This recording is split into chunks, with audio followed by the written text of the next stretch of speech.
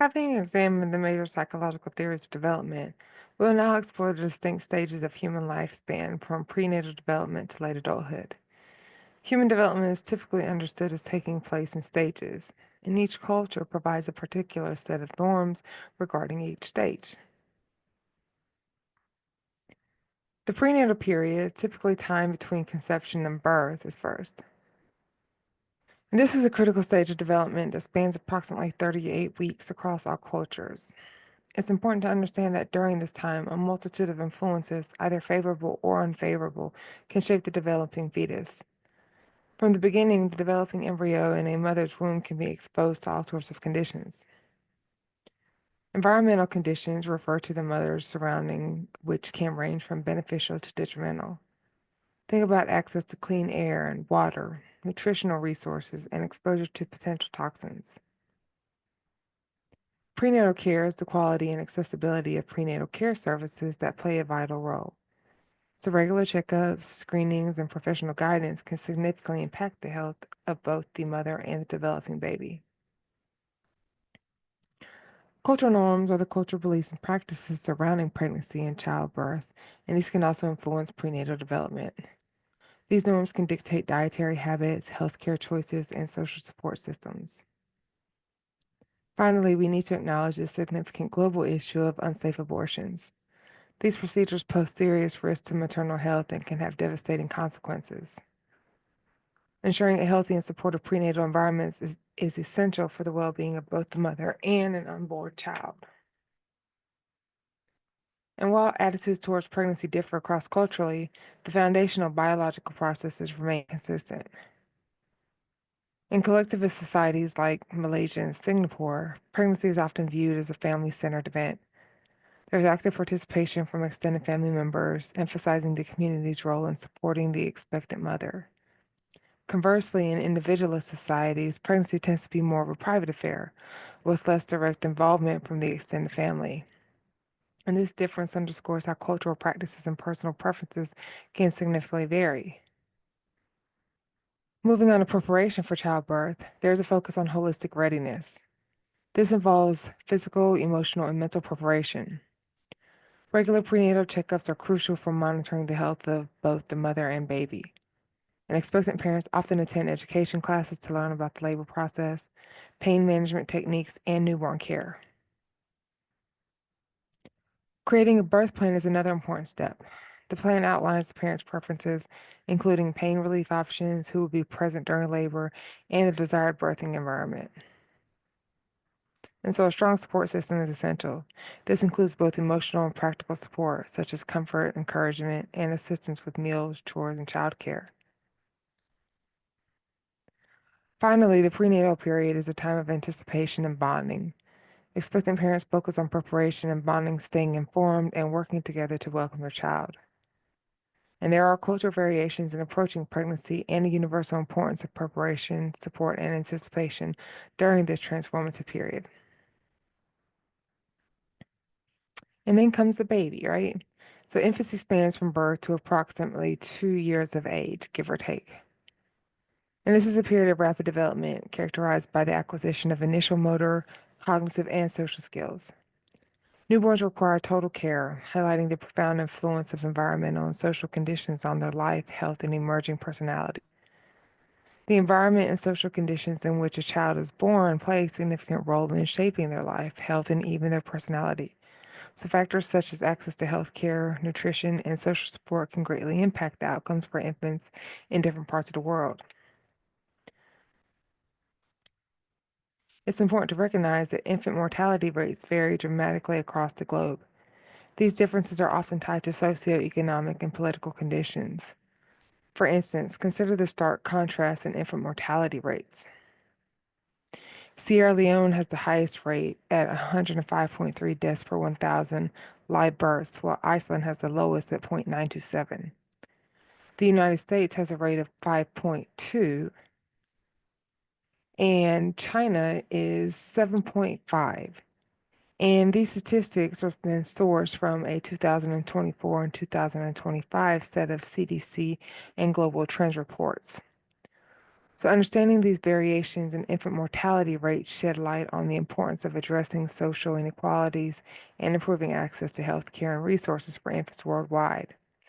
By investing in the well being of infants during their infancy, we set the stage for a healthier and brighter future for the next generation. And of course, cultural traditions profoundly shape infant care and early experiences. Consider this example. In some Eastern European cultures, there's a custom of not showing a newborn child to anyone outside of close relatives for the first few months of life. And this practice is rooted in the belief that it protects the child from the evil eye. During this period of seclusion, the parents take on the role of protectors, shielding their precious child from any potential harm or negative energy that may be cast upon them. It is seen as a time of bonding where the family unit comes together to nurture and care for the newborn without any external interference.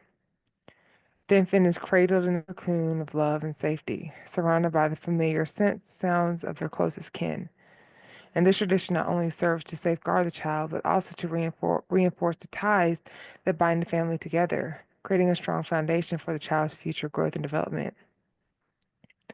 Consequently, the child experiences relative isolation from other people and new experiences during those crucial first 30 days.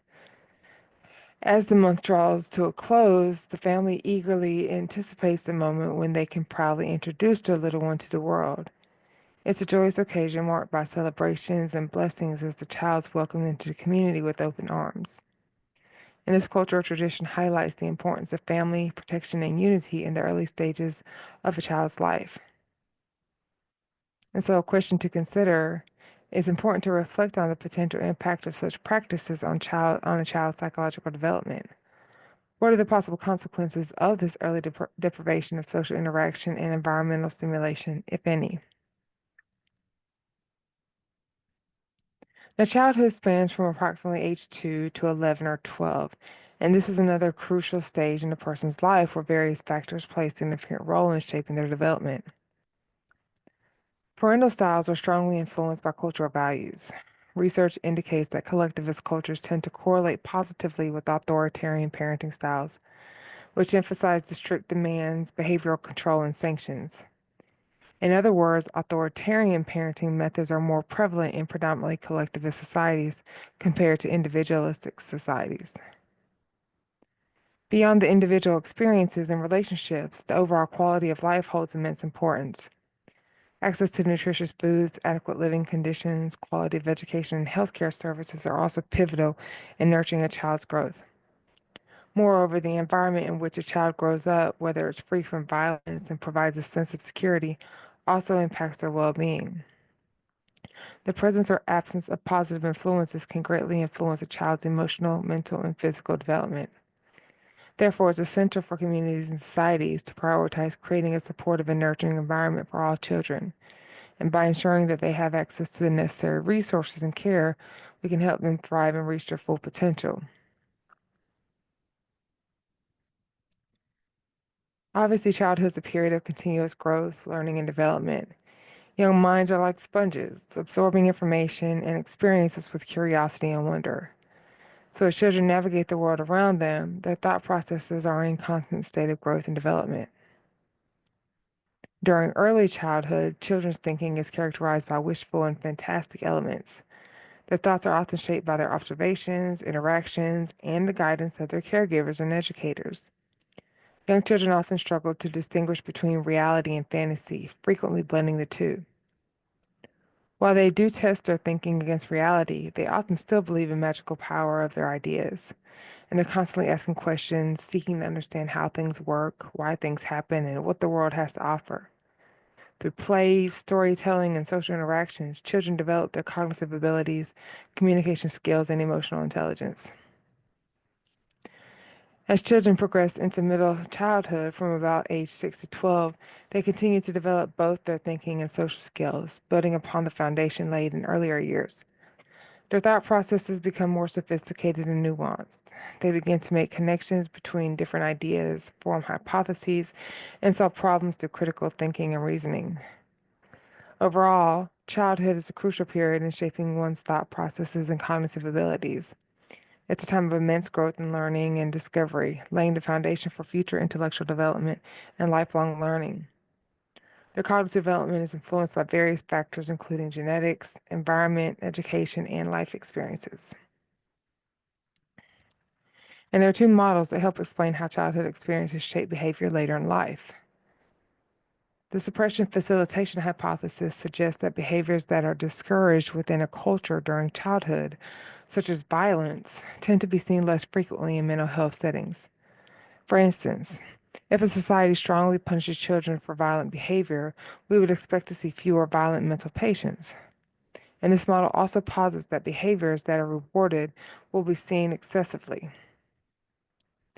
In contrast, the adult distress threshold hypothesis proposes that behaviors that were discouraged during childhood are more likely to be observed in clinical settings than behaviors that were considered acceptable.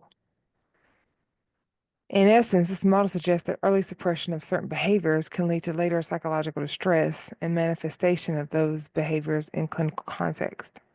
And these hypotheses shed light on the complex interplay between childhood experiences, societal norms, and mental health outcomes in adulthood. This brings us to adolescence, and adolescence is more than just a developmental stage solely. It's a cultural phenomenon. In many developed countries, extended schooling has prolonged the transition from childhood to adulthood, effectively stretching out the period of adolescence. Moreover, during the adolescent stage, individuals experience significant physical, emotional, and cognitive changes. It is a time of exploration, identity formation, and increased independence. Peer relationships become more important, and individuals often start to question societal norms and develop their beliefs and values. However, in contrast, many non-industrialized cultures encourage their members to assume adult roles as early as possible, often blurring the lines of adolescence or making it nearly indistinguishable as a separate life stage. As such, adolescents might be expected to marry, start families, or work alongside adults from a young age. And this early transition into adult responsibilities can shape the individual's identity and societal roles differently than in cultures with extended adolescence. So, navigating adolescence can be both exciting and challenging. It's a period of self discovery and growth where individuals begin to carve their path towards adulthood. And with proper support, guidance, and understanding, adolescents can successfully navigate this transformative stage and emerge as confident, capable adults ready to contribute meaningfully to society. But adolescence is marked by significant cognitive, emotional, and developmental changes. And rapid changes in things like weight and height are key characteristics of this period. This period is also marked by increased independence, self-discovery, and the formation of personal identity. Teenagers may experience mood swings, heightened sensitivity to social pressures, and a desire to establish their own beliefs and values separate from their families. Furthermore, adolescents begin to develop more complex thinking skills, including the ability to think abstractly and critically, analyzing information. And they may also start to question authority and seek autonomy in decision making. Across cultures, it's typical to observe that girls mature up to 2 to 4 years earlier than boys. Interestingly, historical data from Europe and North America reveal a trend of girls maturing at progressively earlier ages. Observations since the 1800s indicate that the average age of maturation in girls has been decreasing by approximately several months every 10 years. For instance, between 1850 and the 1950s, the average age of first menstruation in girls decreased by about 5 years, reaching approximately 12 years old. However, this trend has slowed down in the latter part of the 20th century and was not observed in less developed non-Western countries. And so this phase of rapid growth and exploration sets the stage for transition into adulthood and plays a crucial role in shaping individuals' future personalities and relationships. And then there's adulthood. Across all cultures, adulthood is generally associated with maturity, responsibility, and accountability. This broad life stage is often divided into three phases: early adulthood, middle adulthood, and late adulthood. Now, early adulthood is typically linked with formative processes such as establishing a career and starting a family, while middle and late adulthood are more often associated with accomplishments in various areas of life. Late adulthood is also known as the golden years, and it's a time marked by reflection, wisdom, and potentially retirement from the workforce. It's often a period where individuals focus on spending time with loved ones, pursuing hobbies, and enjoying the fruits of their labor. Middle adulthood, on the other hand, is a stage where individuals may juggle career advancements, raising a family, and maintaining social connections. It's a time of balancing responsibilities and personal growth. However, it's important to recognize that the boundaries between these stages are often fluid and not always clearly defined. Regardless of the stage, adulthood is a journey filled with challenges and opportunities for personal development. It's a time to embrace one's individuality, make meaningful contributions to society, and continue learning and evolving. And each stage offers unique experiences and lessons that shape our identity and legacy. There are two theoretical models that offer contrasting perspectives on how adults change or maintain their attitudes and behaviors. The persistence model proposes that adults acquire attitudes and behaviors early in life, and they tend to maintain them throughout their lives, resisting change, thus persistence. In contrast, the openness model suggests that adults actively change their attitudes and behaviors to adapt to evolving life circumstances, demonstrating a capacity for growth and adjustment. However, the integration model combines aspects of both the persistence and openness model.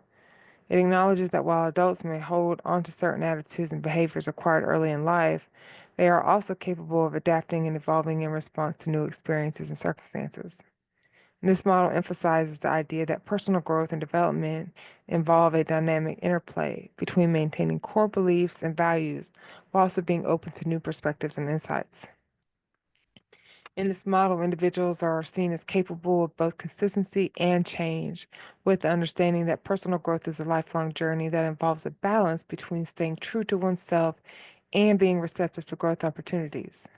And so, this integration model encourages individuals to reflect on their beliefs and behaviors, consider different viewpoints, and remain open to learning and evolving throughout their lives.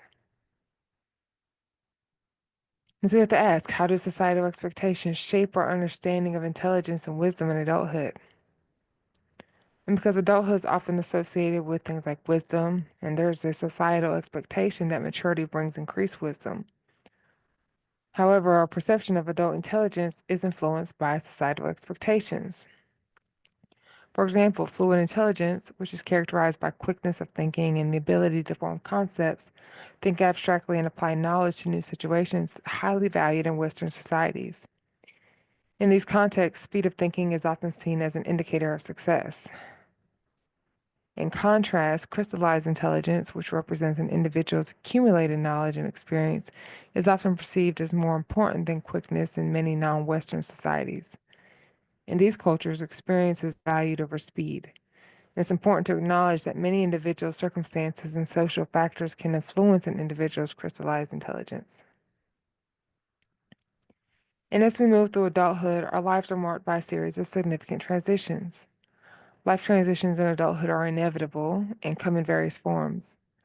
And while wisdom and intelligence, as we've just discussed, continue to develop and evolve, we also navigate major life events that shape our roles, relationships, and overall well being. So it's important to remember that this is a general representation, and the timing and experience of these events can vary widely between individuals and across cultures. However, events like marriage and the birth of a child are often experienced earlier in adulthood. These transitions typically involve forming new relationships, taking on new responsibilities, and significant adjustments to lifestyle. Divorce, while not a desired transition, is a reality for many adults and represents a major shift in family structure and personal life. Migration or moving to a new location can occur at any point in adulthood. It might be for career opportunities, family reasons, or personal aspirations, and it often requires significant adaptation to new environments. Career changes are also common throughout adulthood. These can range from changing jobs within the same field to pursuing entirely new vocations, often driven by evolving interests, economic factors, or personal goals. The transition from to having adult children signifies a shift in parent-child relationships, with children becoming more independent and parents often taking on new roles, such as providing support or even becoming grandparents. And finally, retirement marks a major transition in late adulthood. It involves leaving the workforce, adjusting to new daily routine, and often redefining one's sense of purpose and identity. It's crucial to understand that these transitions are not isolated events. They interact with each other in complex ways. For example, career changes might be influenced by family events, or retirement might prompt migration. But it's important to remember that experiencing these transitions is a normal part of life and can lead to personal growth and development. Seeking support from friends, family, or a professional during these times can help make the process smoother and more manageable. And remember, it's okay to feel a range of emotions during these transitions, and taking care of yourself both mentally and physically is crucial as you adapt to the changes. And so this section has explored the fascinating journey of human development across cultures. We've seen that while there are universal developmental stages, the way these stages are experienced and understood is profoundly shaped by cultural context. We began with the prenatal period of a time of rapid development influenced by environmental factors, prenatal care, and cultural norms. We also acknowledged the serious global issue of unsafe abortions and their impact on maternal health. Moving into childhood, we examined how cultural values like collectivism and individualism affect parenting styles and how a child's environment significantly impacts their growth. We also looked at the cognitive changes in early and middle childhood and how cultures shape expected behaviors. Adolescence was presented as a unique stage, both developmentally and culturally, within varying transitions to adulthood across different societies. And we noted key developmental changes. That includes things like puberty. Finally, we discussed adulthood, exploring the different stages and theories that attempt to explain adult development, whether we remain consistent or adapt to change. And we also discussed the concepts of wisdom and intelligence, highlighting how cultural values influence what we consider intelligent. Ultimately, we recognize that adulthood is like all other developmental stages. It's marked by transitions and changes. And so understanding these cultural variations is crucial for a comprehensive view of human development. It helps us to appreciate the rich diversity of human experience and the interplay between nature and nurture. So in conclusion, as we wrap up chapter 8, this lecture, this lecture has demonstrated that human development is a complex and multifaceted process shaped by the interplay of individual and cultural factors. We've seen how culture permeates every stage of life from prenatal development to late adulthood, highlighting the importance of cultural sensitivity in our understanding of human development. And so by recognizing and appreciating these cultural nuances, we can gain a more comprehensive and accurate perspective on the diverse paths of human growth and development. And as always, there's a few questions you can feel free to discuss in the comments. One, how do you think global technology and globalization are impacting traditional socialization practices in different cultures? Two, can you identify specific examples from your own experiences or observations where cultural norms have significantly influenced individual development? And finally, in what ways might an understanding of cross-cultural psychology improve social policies and interventions aimed at promoting healthy development? Thank you so much for tuning in.